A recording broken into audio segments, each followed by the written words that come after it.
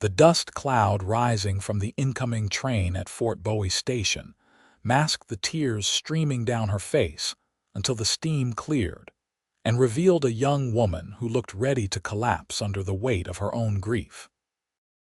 Zachary Atwood stood on the platform gripping his worn hat in calloused hands, watching the mail-order bride he had been corresponding with for 6 months step off that train with her shoulders shaking and her face buried in a handkerchief.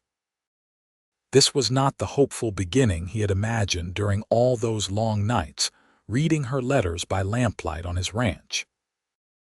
The other folks waiting at the station began to stare and whisper, but Zachary moved forward through the late afternoon Arizona heat, his boots making solid sounds against the wooden platform. She was petite with auburn hair that had come loose from its pins during the journey, wearing a dark blue traveling dress that had seen better days. Her carpetbag sat at her feet, looking as worn and defeated as she did. When she finally looked up at him with red-rimmed green eyes, Zachary felt something twist in his chest that had nothing to do with disappointment and everything to do with protective instinct. "Miss Turner?" he asked gently, keeping his voice low enough that the gawkers could not hear. She nodded, fresh tears spilling over. "I am so sorry. I promised myself I would not do this. I wanted to be strong when I met you." Zachary glanced around at the curious onlookers, then picked up her bag with one hand and gently touched her elbow with the other. "Let us get you somewhere more private. My wagon is just over there." She allowed him to guide her away from the platform, her steps unsteady after the long journey from St. Louis. The train's whistle blew as it prepared to continue westward, and she flinched at the sound. Zachary noticed but said nothing, helping her up onto the wagon seat before placing her bag in the back and climbing up beside her. The sun was beginning its descent toward the distant mountains, painting the sky in shades of orange and pink. Once they were clear of the main street and heading toward his ranch about 5 miles outside town, Zachary finally spoke. "Tell me what you are running from." The question seemed to catch her off guard. She had been staring at her hands, twisting a handkerchief between her fingers, but now her head snapped up to look at him. "How did you know?" "A woman does not cry like that from happiness or nervousness," Zachary said, keeping his eyes on the dusty road ahead. "And you flinched when the train whistle blew, like you were afraid it might turn around and take you back. So I figure you are running from something, and whatever it is has you scared enough to come all the way out here to marry a stranger." Marianne Turner felt something inside her crack open at his perceptiveness and his calm tone. She had expected anger when he saw her tears, or disgust, or demands that she pull herself together. Instead, this rancher with sun-weathered skin and dark brown hair touched with gold at the temples was offering her understanding. "My stepfather," she said quietly, the words tumbling out before she could stop them. "After my mother died last year, he became someone I did not recognize. He had always been stern, but he turned cruel. He wanted to marry me off to his business partner, a man named Gerald Hutchins, who is 47 years old and already buried 2 wives. When I refused, my stepfather said I would do as I was told or find myself on the street with nothing." Zachary's jaw tightened, but he kept his voice gentle. "So you answered my advertisement." "I saved every penny I could hide away," Marianne continued, relieved to finally tell someone the truth. "I sold my mother's jewelry piece by piece at different shops, so my stepfather would not notice all at once. The day before the wedding to Mr. Hutchins was supposed to take place, I packed what I could carry and bought a train ticket. I left a note saying I had gone to stay with a cousin in Chicago, but I came here instead." She took a shaky breath. "They will be looking for me by now. Mr. Hutchins has connections throughout Missouri, and my stepfather is a proud man who will not take this humiliation lightly." Missouri to Arizona is a long way to chase someone, Zachary said practically. Especially when you left a false trail to Chicago. You do not know these men, Marianne whispered. Mr. Hutchins does not like to lose what he considers his. And my stepfather has my mother's house and what remained of her money. If I could be found and declared mentally incompetent for running away, he could maintain control of everything. Zachary was quiet for a long moment, guiding the horses around a rocky outcrop. The landscape here was so different from Missouri, all red rock and scrub brush and endless sky. "Well then," he finally said, "I suppose we should make sure you are legally my wife as soon as possible. Hard to declare a married woman incompetent and drag her back to Missouri against her will." Marianne turned to stare at him. "You still want to marry me, even knowing that I might bring trouble to your door? Seems to me you need help more than you need a courtship," Zachary said. "And I need a wife. That was the arrangement. The letters we exchanged were honest, were they not?" "Yes," Marianne said quickly. "Everything I wrote about myself was true. My age, my education, my experience keeping house. I know how to cook and sew and manage a household. I can read and do figures. I did not lie about any of that." "And I did not lie to you either," Zachary replied. "I am 32 years old. I own a cattle ranch that does well enough to support a family, and I am looking for a wife who can be a partner in building a life out here. Those things are all still true. The only difference is that now I know you need protection as well as a husband, and I am fine with providing both." The ranch came into view as they crested a small hill. It was a sprawling property with a sturdy 2-story house built of adobe and wood, several outbuildings, corrals with horses, and cattle visible in the distance. The last rays of sunlight made everything glow warm and golden. Marianne felt a flutter of hope in her chest for the first time since her mother had died. "It is beautiful," she said softly. "It is home," Zachary replied, and there was pride in his voice. "My father built the original house 20 years ago when this territory was even wilder than it is now. I have been expanding it bit by bit. The land is good for cattle, and we have a reliable water source from the creek that runs through the property." As they approached, a man emerged from the barn, wiping his hands on a rag. He was older than Zachary, with silver threading through his black hair and a weathered face that spoke of decades under the Arizona sun. "That is my foreman, Miguel Santos," Zachary explained. "He has been with my family since my father's time. His wife Rosa keeps house for me, and their son Diego helps with the horses." Miguel raised a hand in greeting, his eyes curious as he took in the sight of Marianne. Zachary pulled the wagon to a stop in front of the house and climbed down, then came around to help Marianne descend. Her legs were unsteady after so many days of travel, and she was grateful for his strong grip. "Miguel, this is Miss Marianne Turner," Zachary said. "She will be my wife as soon as we can arrange it with Reverend Walsh in town." Miguel's weathered face broke into a genuine smile. "Welcome, Miss Turner. Rosa will be very happy to hear this news. She has been telling the boss he needs a wife for years now." A woman appeared at the house's front door, round-faced and warm-eyed, wiping flour from her hands onto her apron. "I thought I heard the wagon." "Oh, Mr. Atwood, you brought her home." "Rosa, this is Miss Turner," Zachary said. "She has had a long journey and could probably use a hot meal and a comfortable bed." Rosa came down the steps with surprising speed for a woman of her age and build, taking both of Marianne's hands in her own flour-dusted ones. "You poor dear, you look exhausted. Come inside, come inside.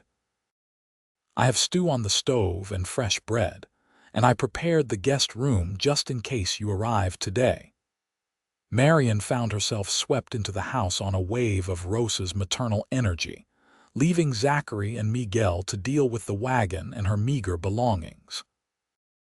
The interior of the house was neat and well-maintained, with sturdy furniture and colorful woven rugs on the wooden floors.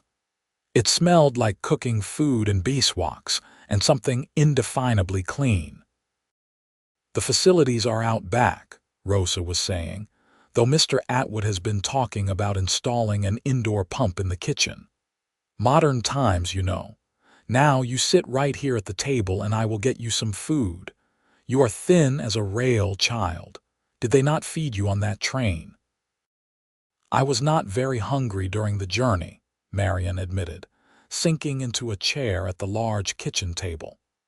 Now that she was here, now that she was relatively safe, her body was reminding her that she had barely eaten in 3 days. Rosa clucked her tongue disapprovingly and ladled steaming stew into a bowl, setting it before Marianne along with a thick slice of bread and butter. "Well, you eat now. Everything seems better on a full stomach." The stew was rich with beef and vegetables, seasoned perfectly, and Marianne had to restrain herself from eating too quickly. Rosa busied herself at the stove, chattering about the ranch and the household in a comfortable stream of words that required little response. It was soothing after days of anxious silence. Zachary came in just as Marianne was finishing her second bowl of stew, carrying her carpet bag. "I will take this up to the guest room," he said. "Rosa, is everything ready?" Of course, Rosa replied. "Fresh sheets, water in the pitcher, everything she needs." "Thank you," Marianne said, her voice thick with exhaustion and gratitude. "You are all being so kind." "We take care of our own here," Rosa said firmly. "And you are going to be the lady of this house, so that makes you family."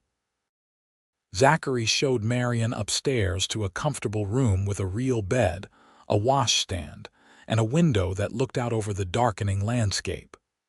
"You should rest," he said. "We can talk more in the morning about arrangements. I will ride into town first thing and speak with Reverend Walsh about performing the ceremony." "Zachary," Marianne said, using his first name for the first time. He paused in the doorway and looked back at her. "Thank you for not sending me back on the train." His expression softened. "I meant what I said in my letters, Marianne. I am looking for a true partnership, not just someone to keep house. That means standing together when trouble comes. Get some rest." After he left, Marianne washed her face and hands in the basin of cool water, changed into her nightgown, and collapsed onto the bed. It was the most comfortable surface she had felt in days, and despite her worries about her stepfather and Gerald Hutchins finding her, despite her uncertainty about this marriage to a man she had just met, she fell asleep almost instantly. The morning sun streaming through the window woke her earlier than she expected. For a moment, she was disoriented, not recognizing her surroundings, and then the events of the previous day came flooding back. She was in Arizona, at Zachary Atwood's ranch, about to become his wife to escape the nightmare her life in Missouri had become. Someone had left a pitcher of fresh water outside her door, still cool from the morning air. Marianne washed and dressed in her best remaining dress, a green cotton that brought out her eyes. Her reflection in the small mirror showed a woman who looked worn and uncertain, and she took a moment to pin her hair properly and pinch some color into her pale cheeks. Downstairs, she found Rosa already busy in the kitchen, and wonderful smells were coming from the stove. "Good morning," Rosa said cheerfully. "Mr. Atwood has already gone into town to speak with the Reverend. He said he would be back by midday. Sit. I will get you some breakfast." Over eggs and bacon and the best coffee Marianne had tasted in months, Rosa explained the routine of the household. "Miguel and Diego handle the cattle and horses. I do the cooking and cleaning, though I only come up to the main house during the day. Miguel and I have our own place just past the barn where we live with Diego, Mr. Atwood is not demanding. He is a good man, fair and honest. You could have done much worse." "I know," Marianne said quietly. "His letters were what gave me hope when I felt like I had none." Rosa's expression turned shrewd. "You were in a bad situation back east, yes. That is why you came so far to marry a stranger." "Yes," Marianne admitted. "There seemed little point in hiding it. My stepfather and his business partner were going to force me into a marriage I did not want. This seemed like the only way out." "Then you were brave to take it," Rosa said approvingly. "Many women would have just accepted their fate. It takes courage to choose your own path." The morning passed slowly as Marianne tried to make herself useful, helping Rosa with simple tasks while learning where things were kept in the kitchen. The house was well organized and clearly maintained with care. Through the windows, she could see Miguel and a younger man who must be Diego working with horses in one of the corrals. True to his word, Zachary returned just before noon, riding up to the house on a magnificent bay horse.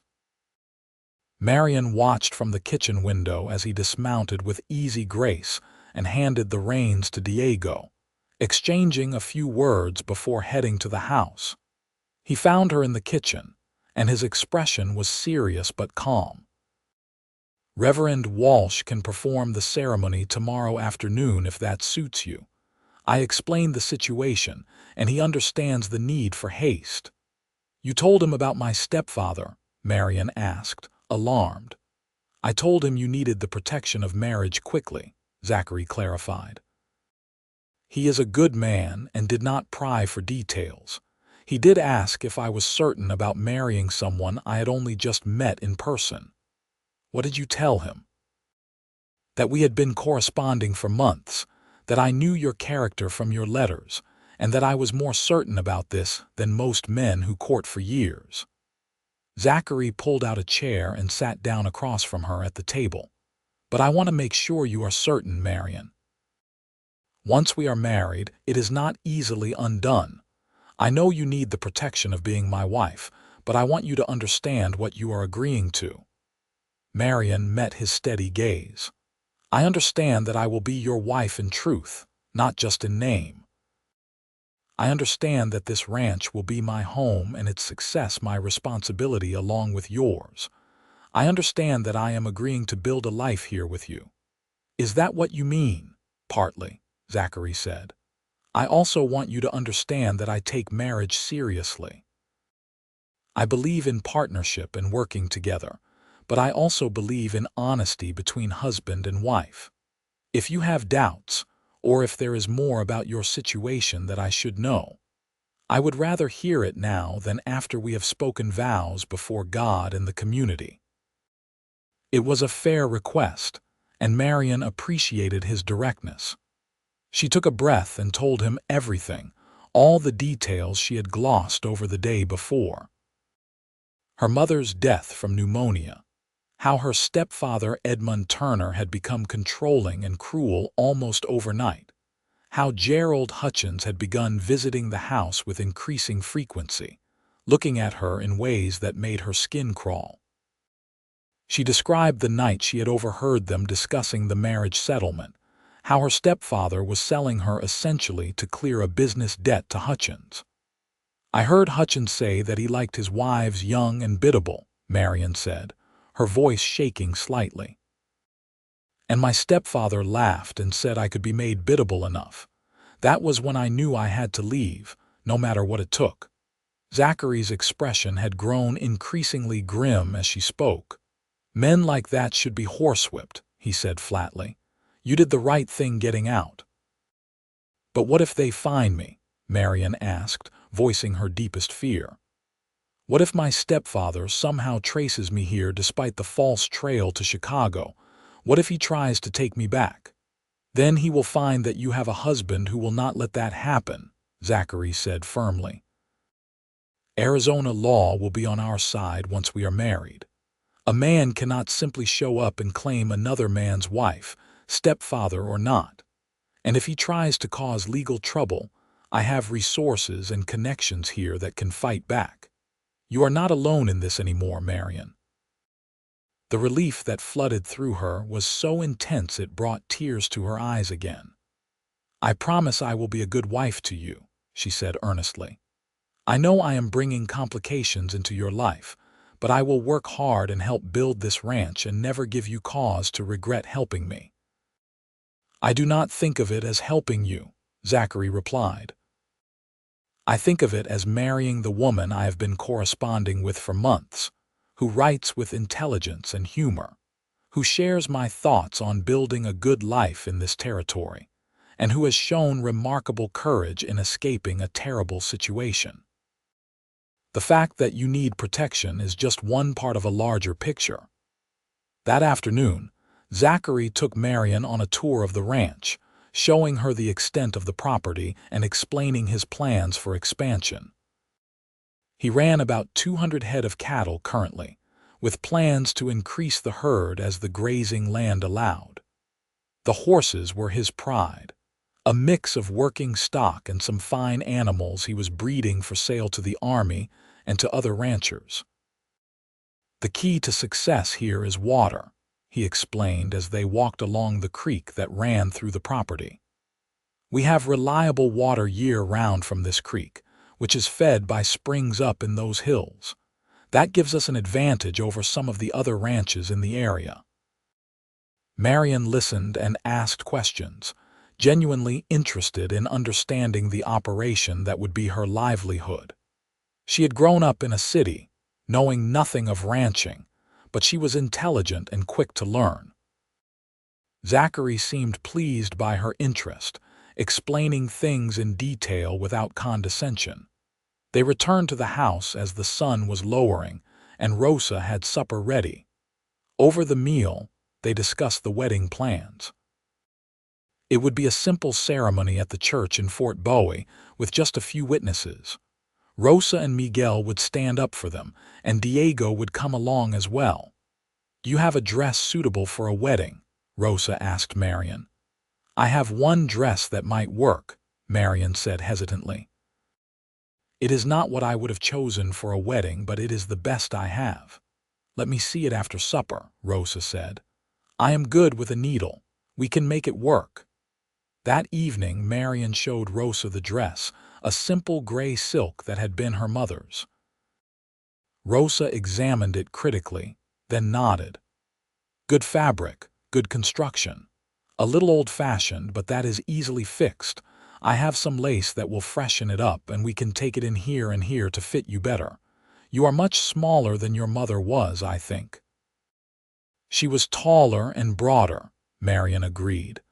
"I take after my father's side of the family." They spent the evening working on the dress together, Rosa's experienced hands making quick work of the alterations.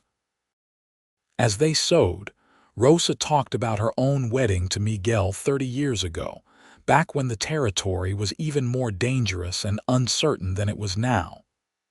"We had nothing when we started," Rosa said, her needle flashing in the lamplight.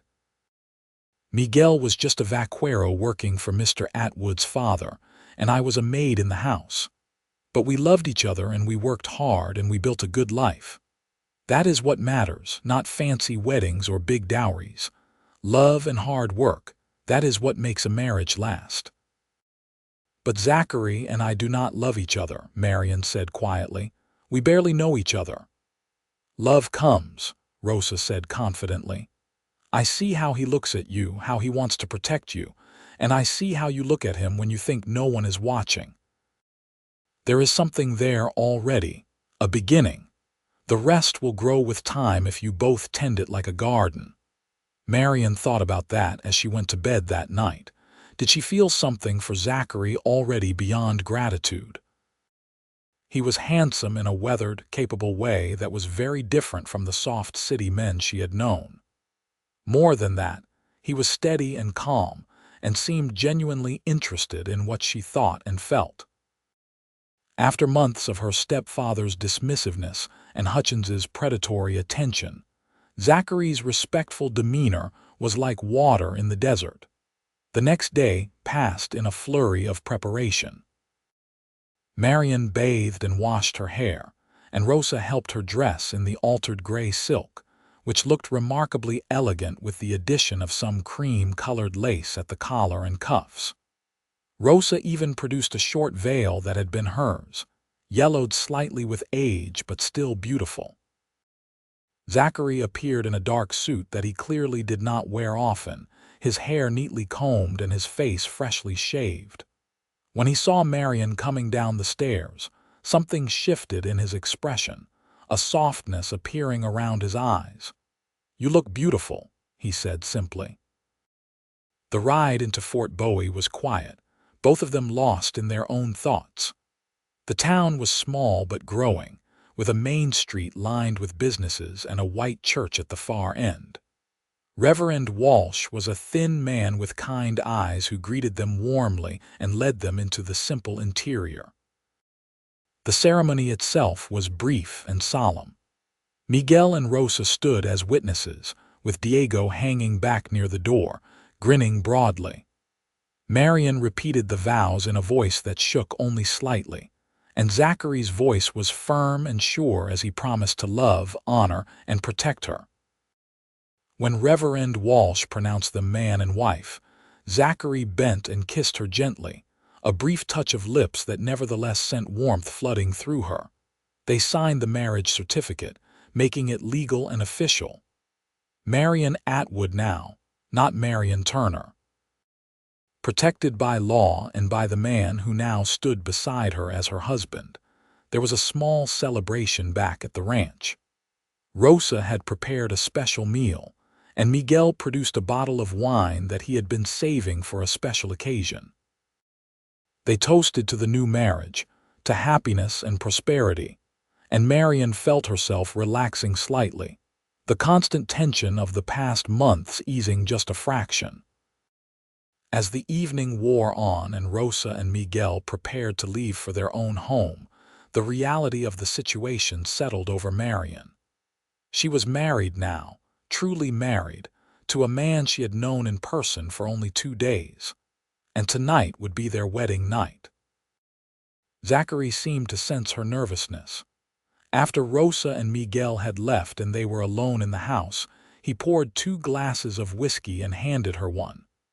"We should talk," he said gently. They sat in the parlor, and Zachary was quiet for a moment, choosing his words. "I know this has all happened very quickly," he said. "And I know you married me primarily because you needed protection, not because you were ready to be a wife in all senses of the word. I want you to know that I understand that, and I am not going to pressure you."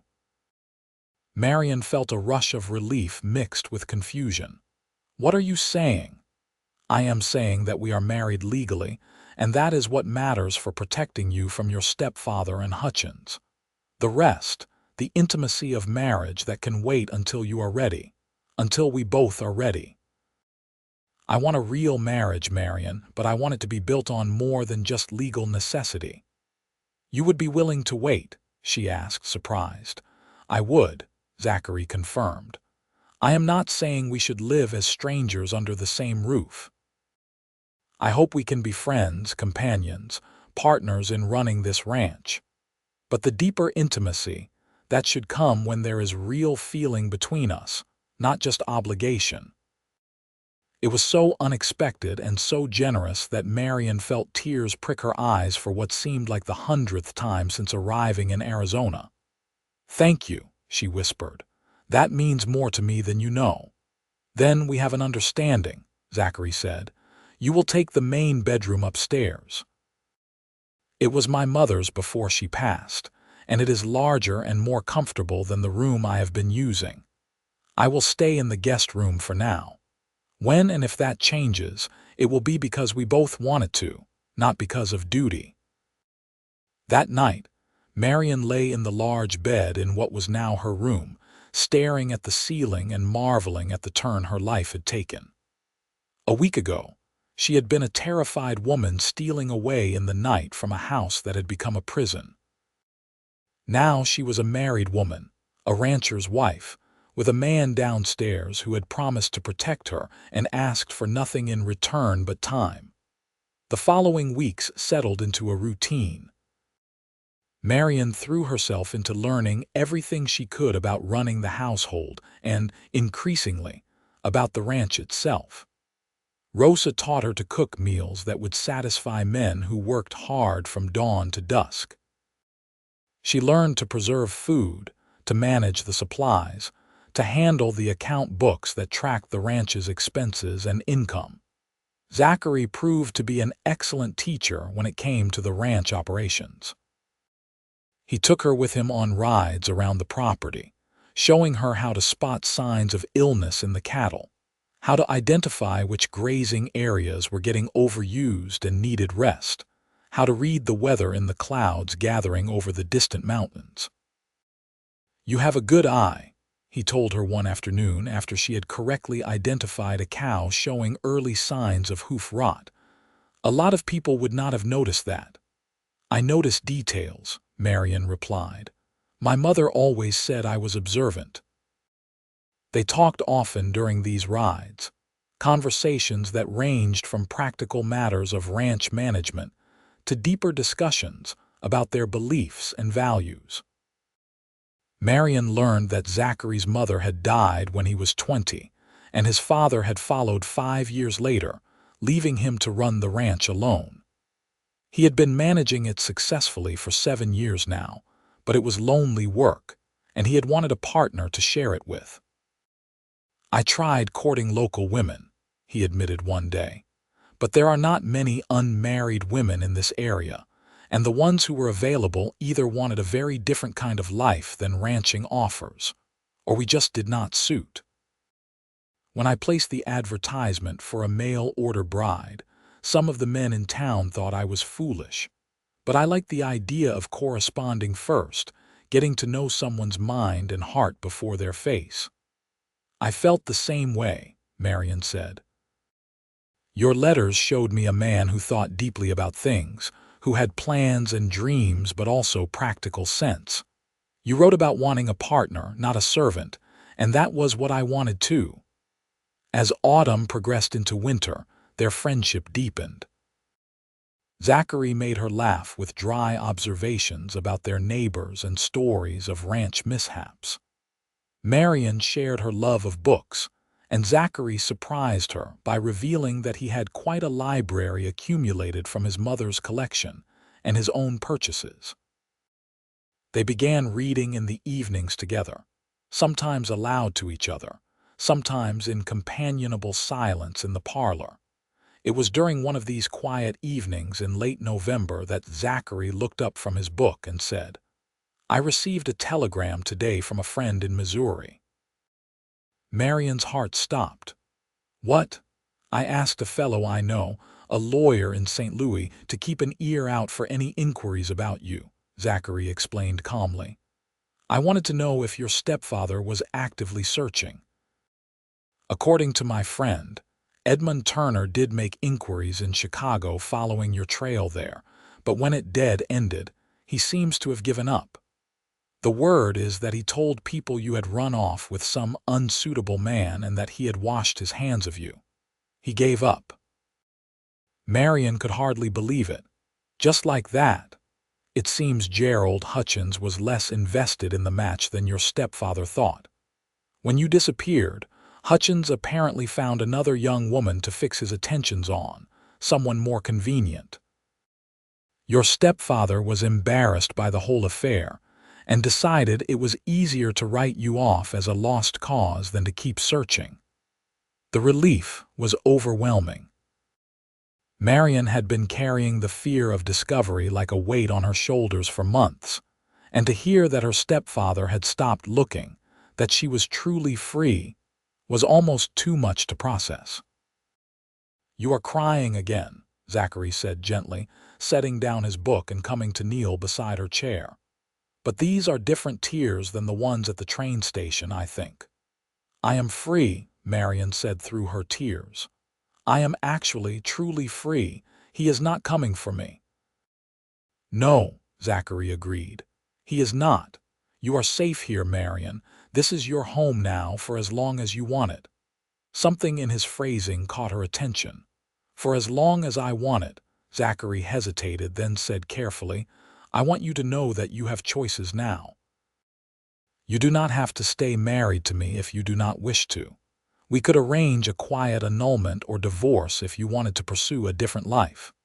You are safe from your stepfather either way now. I do not want you to feel trapped here." Marianne stared at him, this good man who was offering her freedom even though it would mean losing her.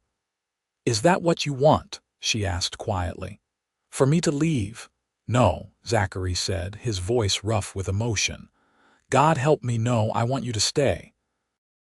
These past months having you here, talking with you, working alongside you, it has been the best time I can remember. But I want you to stay because you want to, not because you feel obligated." Marianne reached out and touched his face, feeling the scratch of stubble under her palm. "I do not want to leave," she said softly. "I want to stay here with you. This has become my home, Zachary, and you have become more important to me than I knew how to say." The kiss this time was nothing like the brief touch at their wedding. Zachary pulled her down from the chair into his arms, and she went willingly, her hands sliding into his hair as his mouth found hers. It was passionate and tender and full of months of growing feeling finally allowed expression.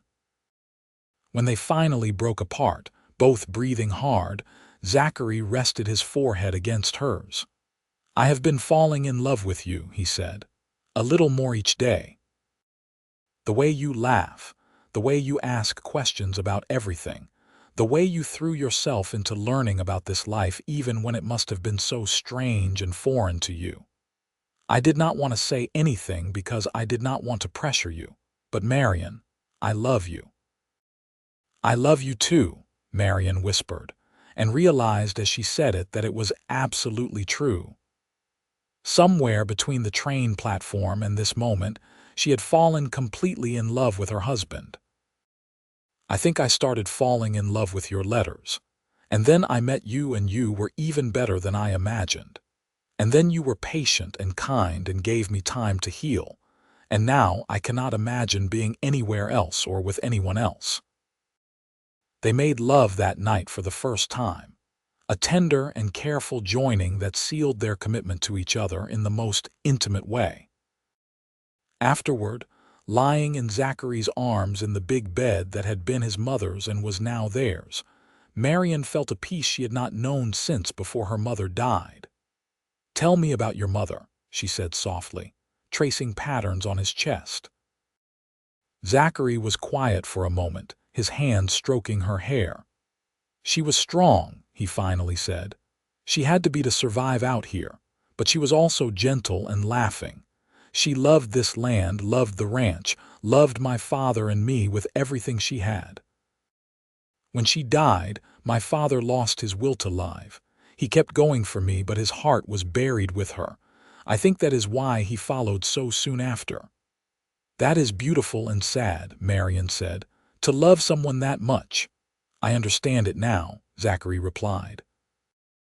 "Being with you, I understand how my father felt. You have become essential to me, Marianne. I would not want to go on in a world without you in it.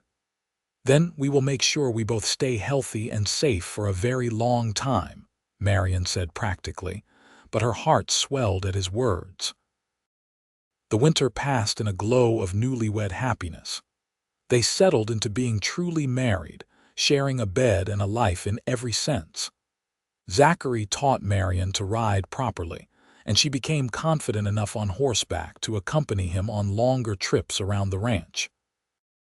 She met the neighbors at a Christmas gathering and was welcomed warmly into the small community of ranchers and their families.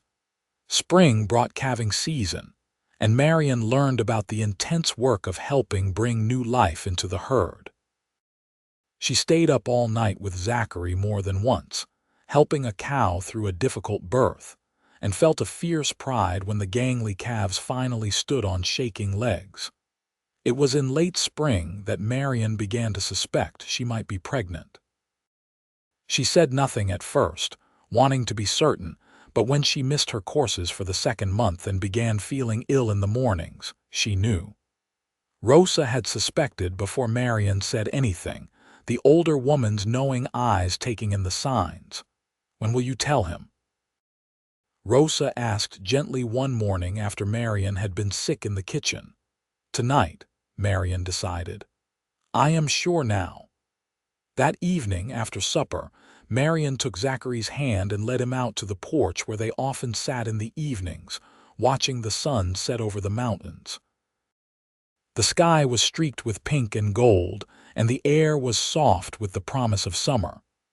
"I have something to tell you," Marianne said, her heart beating fast with excitement and nervousness. Zachary turned to her, his expression curious and a little concerned. "What is it?" "I am with child," Marianne said simply. "We are going to have a baby." The look on his face was everything she could have hoped for, joy and wonder and a kind of fierce protectiveness all mixed together. He pulled her into his arms, holding her gently as if she might break. "Truly?" he asked, his voice thick with emotion. "Truly," Marianne confirmed. "Rosa thinks sometime in late November or early December based on when I last had my courses." "A baby," Zachary said wonderingly. "Our baby." He pulled back to look at her, his hands framing her face. "Are you happy about this?" "I am happier than I ever thought possible," Marianne said honestly. "A year ago, I was trapped and terrified and could not see any future that did not fill me with dread. And now I am here with you, carrying our child, and I have never felt more blessed." The pregnancy progressed smoothly. Marianne was sick in the mornings for the first few months, but otherwise, she felt well and strong. Zachary was attentive to the point of being overprotective, trying to prevent her from doing any heavy work, but Marianne insisted on maintaining her routines as much as she reasonably could. "Women have been having babies since the beginning of time," she told him when he protested her helping Rosa with the garden. "I am not an invalid." "You are precious cargo," Zachary countered, but he let her have her way, knowing she needed to feel useful and capable. Summer turned to autumn, and Marianne's belly grew round with their child. They spent the evenings planning for the baby, turning the small room next to their bedroom into a nursery. Zachary built a cradle with his own hands, the wood smooth and beautiful, and Marianne sewed tiny clothes and blankets. It was in early December, during a cold snap that brought the first real chill to the Arizona desert, that Marianne went into labor. It was long and difficult, Rosa attending her while Zachary paced downstairs, wearing a track in the parlor carpet. But finally, as dawn was breaking over the mountains, a baby's cry filled the house. "A boy," Rosa announced, coming down to find Zachary. "A healthy, strong boy. And Marianne is tired but well." Zachary took the stairs two at a time, bursting into the bedroom to find Marianne propped up against pillows, looking exhausted but radiant, holding a tiny bundle wrapped in one of the blankets she had made. She looked up as he entered, and her smile could have lit the entire territory. "Meet your son," she said softly. Zachary approached almost reverently, looking down at the red-faced, squalling infant in her arms, his son, his and Marianne's. "He is perfect," he breathed. "He has your nose," Marianne said with a tired laugh, "and quite a strong set of lungs." "What should we name him?" Zachary asked, gently touching the baby's tiny fist. The infant's fingers immediately wrapped around his father's finger with surprising strength. "I was thinking about your father," Marianne said.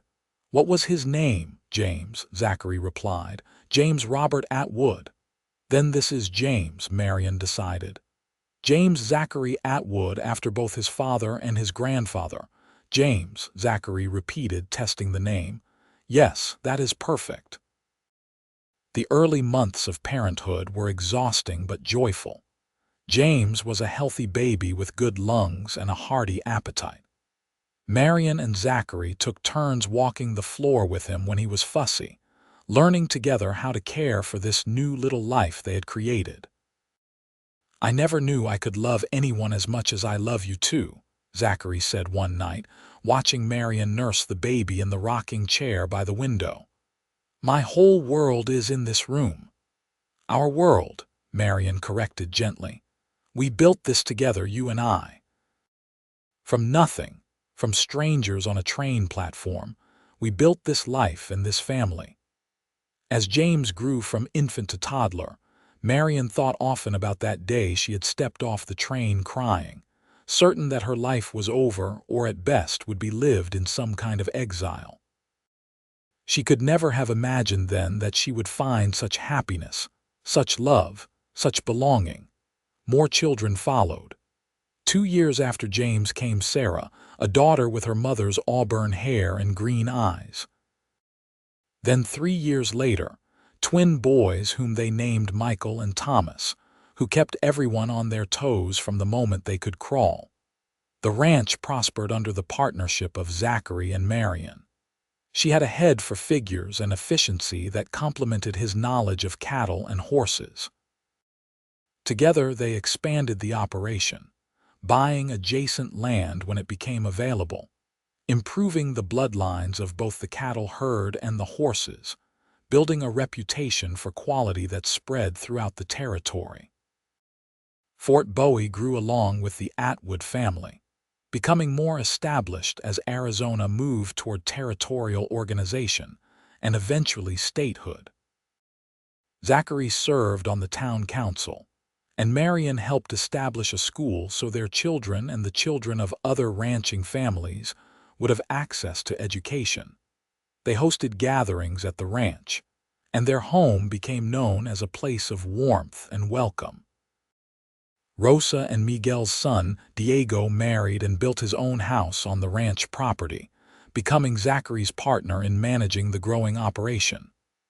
Rosa, getting older now, scaled back her work but still insisted on being involved, especially with the grandchildren, as she called the Atwood children. On their 10th wedding anniversary, Zachary took Marianne back into Fort Bowie to the church where they had married. It was a warm autumn day, much like the day they had wed, though so much had changed since then. "I wanted to renew our vows," Zachary said as they stood before the altar, just the two of them and Reverend Walsh, who was grayer now but still serving the community.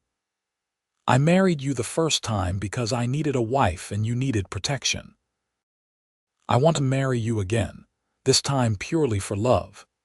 Marianne felt tears streaming down her face, happy tears this time, as she repeated the vows that meant so much more now than they had a decade ago. When Zachary kissed her, it was with all the passion and tenderness of 10 years of partnership and love and building a life together. "Tell me what you are running from," Zachary said softly after the kiss, echoing his question from that first wagon ride so long ago. Marianne laughed through her tears. "Nothing," she replied.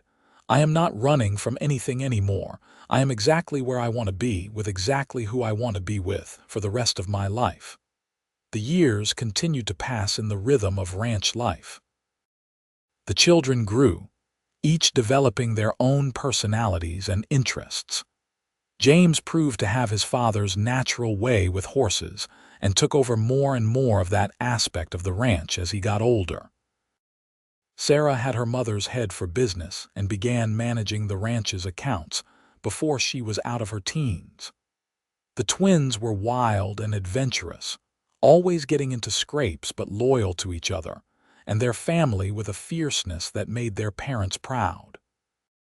When James was 18, he met a young woman at a church social, the daughter of a neighboring rancher. Zachary and Marianne watched their son fall in love with the sweet nostalgia of remembering their own beginning, so different from his but just as real. "You ever regret it?" Zachary asked Marianne one evening after James had ridden off to call on his sweetheart. They were sitting on the porch as they had done countless evenings over the years, watching the sun set over land they knew and loved. "Regret what?" Marianne asked, though she knew what he meant. Coming here. Marrying me. The life we built. Do you ever think about what your life might have been if you had stayed in Missouri or gone somewhere else or made different choices? Marianne considered the question seriously, as she always did with anything Zachary asked. I think about my mother sometimes, she said. I wish she could have known you, could have met her grandchildren. I regret that she died believing I would be trapped with Edmund and Hutchins, but regret anything that brought me to you. Regret this life, this family, this home.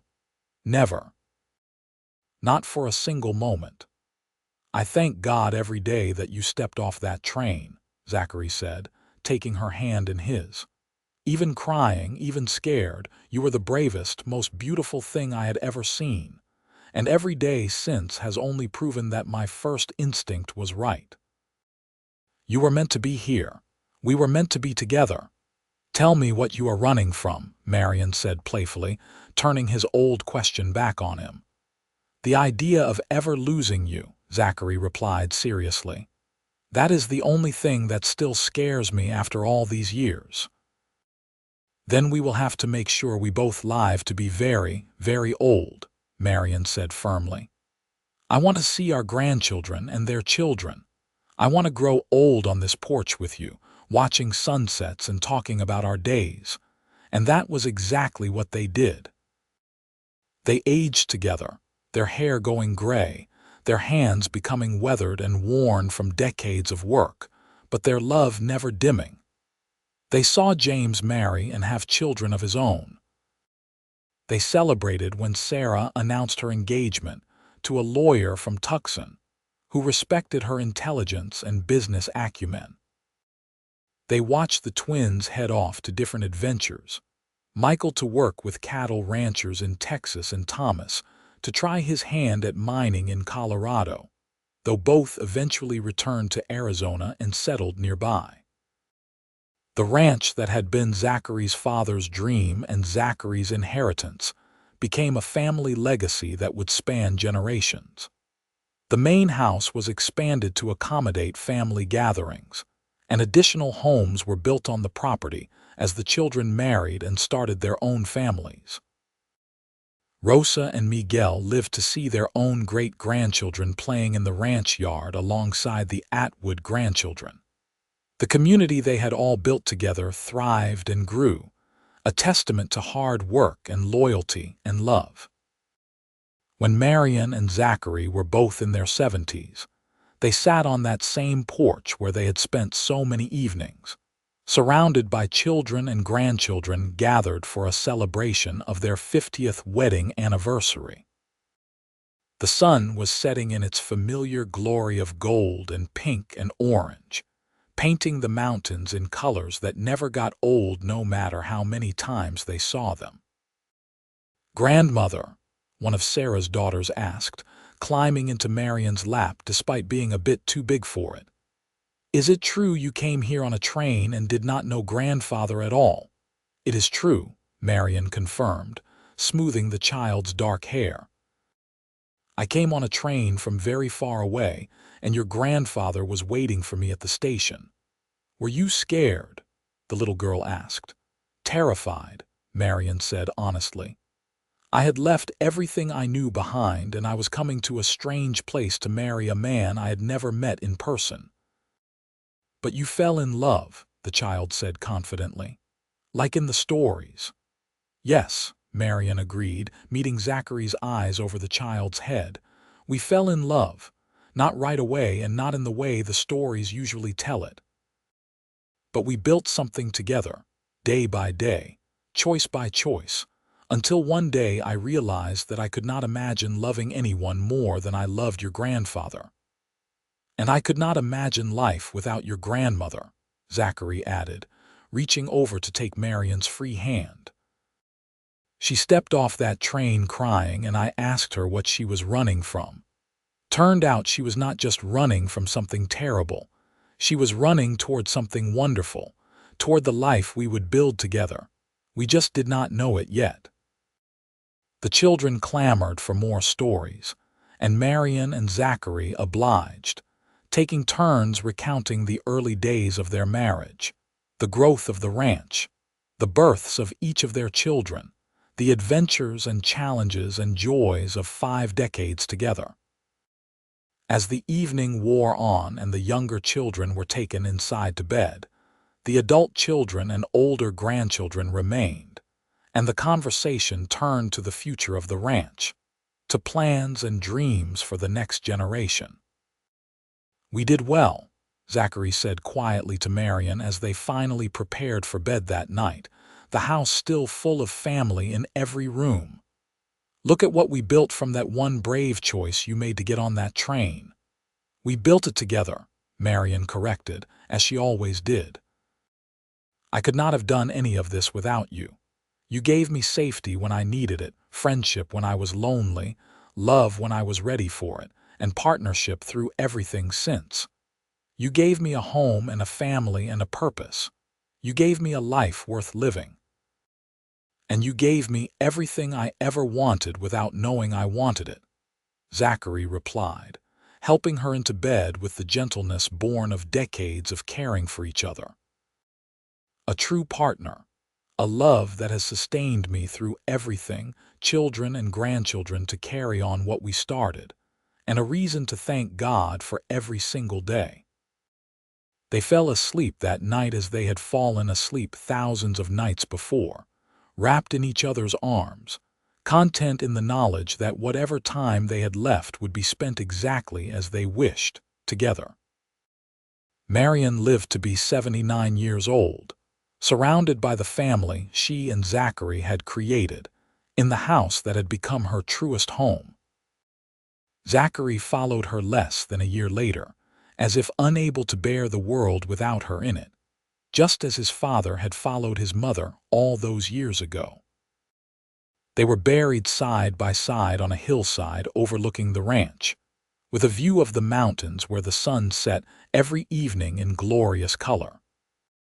Their children and grandchildren and great-grandchildren gathered to mourn and celebrate, telling stories of the love story that had begun with a crying bride and a rancher willing to ask what she was running from.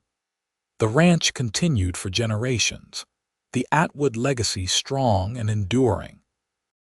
But it all traced back to that day in 1878 when Marianne Turner stepped off a train in Fort Bowie, Arizona Territory, running from a nightmare and toward a future she could not have imagined in her wildest dreams.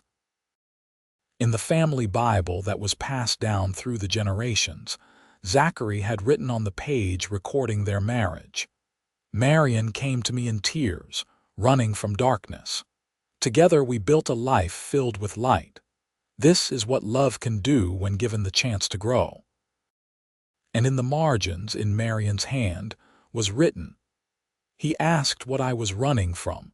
I found what I was running toward. Thank God for trains that go west and ranchers who keep their promises." Their great-great-grandchildren would read those words and understand that sometimes the best love stories begin not with love at first sight, but with bravery and kindness and the willingness to build something beautiful from nothing more than hope and hard work, and the commitment to face each day together, whatever it might bring. The ranch still stood, generations later, a testament to what two strangers built when they chose to take a chance on each other. The main house was preserved lovingly, and family members still gathered there for holidays and celebrations, telling the story of how it all began with grandmother Marianne and grandfather Zachary. In the parlor hung a painting that had been commissioned on their 30th anniversary, showing them as they were in their middle years. Zachary stood tall and proud, his hand resting protectively on the shoulder of Marianne, who was seated with a serene smile, her eyes full of love and confidence. It was how their descendants chose to remember them, not as young newlyweds uncertain of their future, but as the strong partnership they became, the foundation upon which everything else was built. The family had grown to include not just ranchers but teachers and lawyers and doctors and business people, but all of them knew their roots, knew the story of how a desperate woman and a lonely man found each other across the miles and built something that would outlast them both. On the anniversary of their wedding each year, whoever was living on the ranch or could make it back would gather for a celebration. They would sit on that same porch where Marianne and Zachary had spent so many evenings, watching the sun set over the mountains, and raise a toast to the couple who had started it all. To grandmother and grandfather, they would say, who proved that the best things in life are built, not found. And somewhere, in whatever comes after this life, Marianne and Zachary rested in the knowledge that their love had been worth every moment, every challenge, every joy.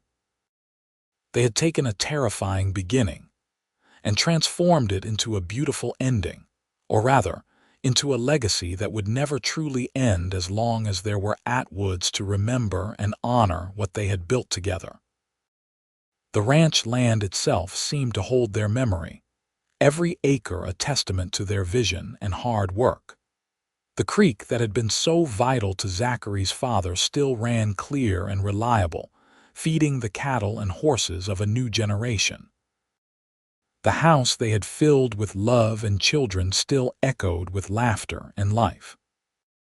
And sometimes, on quiet evenings when the sun painted the sky in those familiar colors of gold and pink and orange, those who knew the story swore they could almost see two figures on the porch, sitting together in comfortable silence, hands clasped, watching the sunset over the land they loved. It was a comforting thought, the idea that some loves are so strong they leave an imprint on the world, a gentle ghost of happiness that lingers long after the lovers themselves have gone. But whether such things were possible or simply wishful thinking, one thing was certain. The love between Marianne and Zachary Atwood had been real and powerful and enduring, and it had changed not just their own lives, but the lives of everyone who came after them.